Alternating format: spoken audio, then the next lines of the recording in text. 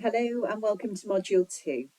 It's a real delight to have been looking at all the thinking and engagement and questions that you've had over the past week. I think getting into Module 1 now, as you have done, we're starting to unlock some of the really interesting conversations now about things that you've seen in Module 1, such as, are the industry and market standard ways of looking at and assessing value? Are they, can they be relied upon? Are the assessments that we're making properly being looked at, and the assumptions behind those assessments, are they being thought through? And are those models fully able to be relied upon in the absence of other thinking? And as an executive, these are the kind of questions that you want to be raising, answering, and thinking about. And it's been great to see that level of engagement between you all, as you've answered some of the questions that we've posed about, how we think about these numbers that are potentially presented to us. So it's been great to have a really good engagement. Thank you for your assignments, which will be marked now over the course of the coming days, and you will receive the marks for Module 1 back by Monday. It was really very important for us to get those first assignments done and not to be worried about those assignments, to really take those assignments by looking through all the module material, reading what you've got to learn, watching the videos, looking at the examples that are being used. We're not trying to catch you out in any way. What we're trying to do is provide you with those structures to then apply the principles through. So the calculations are not as important as the thinking behind what you're doing. And that's what we're trying to do through the lens of valuation, as I said in the last video. Through that lens of valuation, what we're trying to do is really demonstrate through situations that we all know, either selling a business or valuing a project, how can we get to our assumptions, to our thinking, and to the forecast of what might happen, and how can we apply the principles. We're not trying to make evaluation experts. That's not the point here. What we're trying to do is, as executives, you may be and will be presented with opportunities for investment into a project, potentially into purchase of a business or shares, and that decision that you're taking about whether to invest or not is ultimately a decision that may be done based on the numbers that are presented to you. And without that, how do we say, healthy dose of skepticism about those numbers that are being presented to you, then there's a potential for, for you not to make the right decision, or a decision that you're comfortable with. So I would encourage you to be thinking about it from a point of principles and concepts.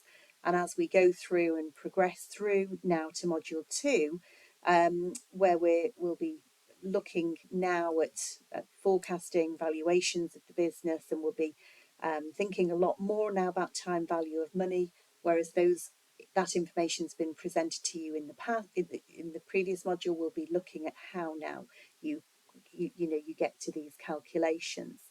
So we'll develop, as we go through each of the modules, building on what we've learned before and helping to align with our